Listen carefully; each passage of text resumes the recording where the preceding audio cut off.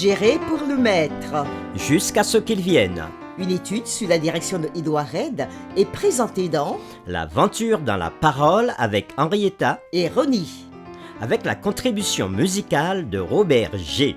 Nous sommes heureux de vous souhaiter à nouveau la bienvenue sur votre chaîne pour une nouvelle semaine d'études ensemble. Soyons bénis par Dieu dans les séquences qui nous seront proposées.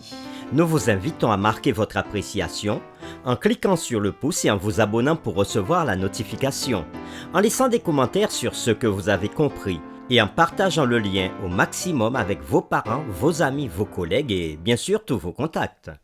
Nous avons commencé ce nouveau thème avec la série numéro 1, Membres de la famille de Dieu. La série numéro 2, Les alliances de Dieu avec nous. La série numéro 3, Le contrat de la dîme. La série numéro 4, Des offrandes pour Jésus. La série numéro 5, Faire face à la dette.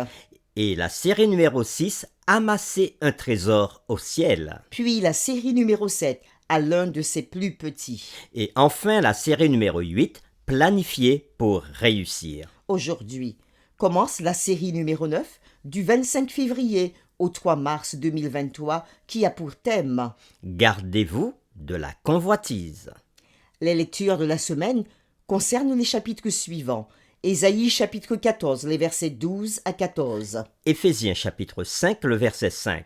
Josué chapitre 7. Jean 12, verset 1 à 8. Acte 5, versets 1 à 11.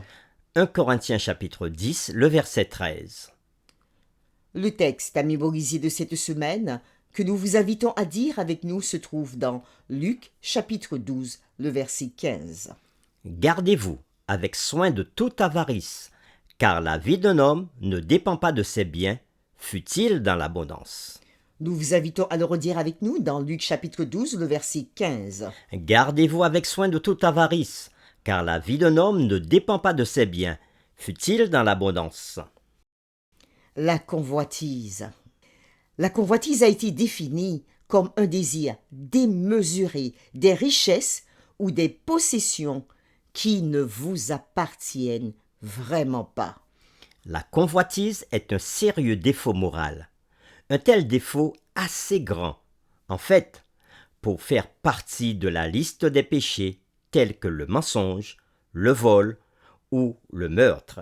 Oh, c'est tellement dommageable que Dieu décide de mettre son peuple en garde contre un tel penchant dans sa grande loi morale. Dieu dit, « Tu ne convoiteras point la maison de ton prochain, tu ne convoiteras point la femme de ton prochain, ni son serviteur, ni sa servante, ni son bœuf, ni son âne, ni aucune chose qui appartienne à ton prochain. » Et on le retrouve dans les 10 commandements, dans Exode chapitre 20, le verset 17. La convoitise fait souvent partie de la liste des péchés odieux qui empêcheront les gens d'entrer dans le royaume de Dieu. Il est dit dans 1 Corinthiens chapitre 6, les versets 9 et 10. « Ne saviez-vous pas que les injustes n'hériteront pas le royaume des cieux ? Ne vous y trompez pas, ni les impudiques, Ni les idolâtres, ni les adultères, ni les efféminés, ni les infâmes, ni les voleurs, ni les cupides, c'est-à-dire les convoiteurs, ni les ivrognes, ni les outrageux, ni les ravisseurs, n'hériteront le royaume de Dieu. » 1 Corinthiens chapitre 6, versets 9 et 10. les convoiteurs. Sur la liste des ravisseurs, des idolâtres, des fornicateurs, des adultères, Oui, les convoiteurs. c'est ce que disent les Écritures. Et cette semaine, nous examinerons des exemples de la gravité de la situation et de ce que nous pouvons faire pour la surmonter. Les réflexions de cette semaine nous emmèneront à examiner le péché de la convoitise avec des personnages bien précis dans la Bible qui ont été confrontés à ce péché. Et les questions qui seront derrière toutes les réflexions de cette semaine sont: comment pouvons-nous nous protéger de la convoitise? Deuxièmement, la charité désintéressée peut sembler étrangère au cœur humain non régénéré. Comment pouvons-nous cultiver l'habitude de faire la charité désintéressée et prendre plaisir à être généreux, nous libérant ainsi de la convoitise. Et c'est avec les séquences suivantes que nous le verrons. Le dimanche 26 février, le fondement du péché originel. Le lundi 27 février, une chose dévouée par interdit dans le camp. Le mardi 28 février, le cœur de Judas. Le mercredi 1er mars, Ananias et Saphira. Le jeudi 2 mars, surmonter la convoitise. Et le vendredi 3 mars, comme à l'accoutumée, nous aurons des résumés et des réflexions avancées.